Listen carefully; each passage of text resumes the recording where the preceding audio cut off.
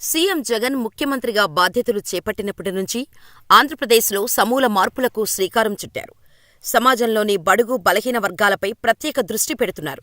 ప్రతి నియోజకవర్గంలో తనదైన మార్కు ఉన్న లీడర్స్ని సెలెక్ట్ చేశారు.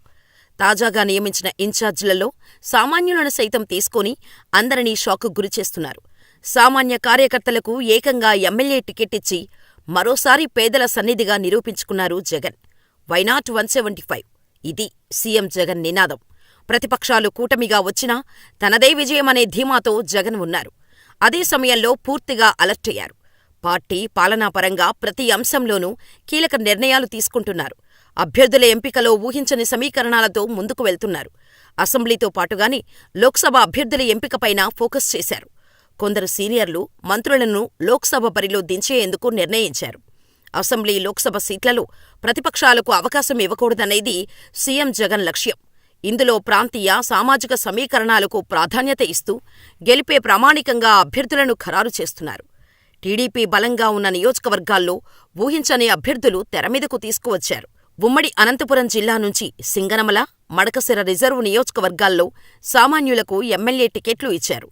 మడకశిర నియోజకవర్గం ఇన్ఛార్జిగా సాధారణ రైతు కుటుంబం నుంచి వచ్చిన ఈరా లక్కప్పను నియమించగా, సింగనమల ఇన్ఛార్జిగా ఓ సాధారణ టిప్పర్ లారీ డ్రైవర్ ఎం వీరాంజనేయులును నియమించారు సీఎం జగన్. వీరాంజనేయులు వైసీపీ ఆవిర్భావం నుంచి చురుగ్గా పనిచేస్తున్నారు. ఈయన తండ్రి వెంకటప్ప సింగనమల మండలం చక్రాయపేట గ్రామ పంచాయతీ మాజీ సర్పంచ్, ప్రస్తుతం సింగిల్ విండో డైరెక్టర్గా ఉన్నారు. ఈరలక్కప్పది గుడిబండ మండలం పలారం. ఆయన తండ్రి సామాన్య రైతు. కొంతకాలం క్రితం మృతి చెందారు. ఈరలక్కప్ప 1989 నుంచి 99 వరకు ఓ స్వచ్ఛంద సంస్థలో టీచర్గా పనిచేశారు. 2006, 2011 వరకు గుడిబండ సర్పంచ్గా ప్రజలకు సేవలందించారు.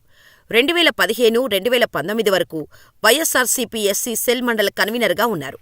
ప్రస్తుతం ప్రధాన కార్యదర్శిగా కొనసాగుతున్నారు. అలాంటి ఓ సామాన్యుడికి ఎమ్మెల్యే టికెట్ ఇవ్వగల మంచి మనసు కేవలం సీఎం జగన్కు మాత్రమే ఉంది అంటున్నారు. అంతేకాదు, మైలవరం నియోజకవర్గ ఇన్ఛార్జిగా సర్నాల తిరుపతిరావును నియమించింది.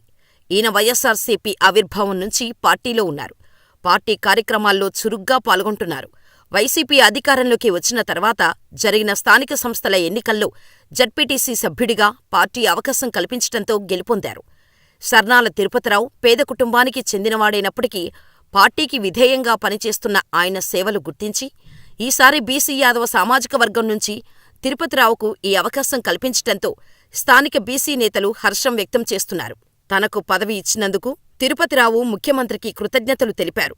సమాజంలోని బడుగు బలహీన వర్గాల వారు అన్ని రకాలుగా అభివృద్ధి చెందితేనే రాష్ట్రం ప్రగతిపథంలో నడుస్తుందని భావిస్తున్న జగన్ అందుకు తగ్గట్టుగానే నవరత్నాల పేరుతో అనేక సంక్షేమ పథకాలను తీసుకువచ్చారు. అలాగే తన క్యాబినెట్లో బడుగు బలహీన వర్గాల వారికి పెద్దపీట వేశారు. దానికి ఈ ముగ్గురు ఎమ్మెల్యేలే నిదర్శనం.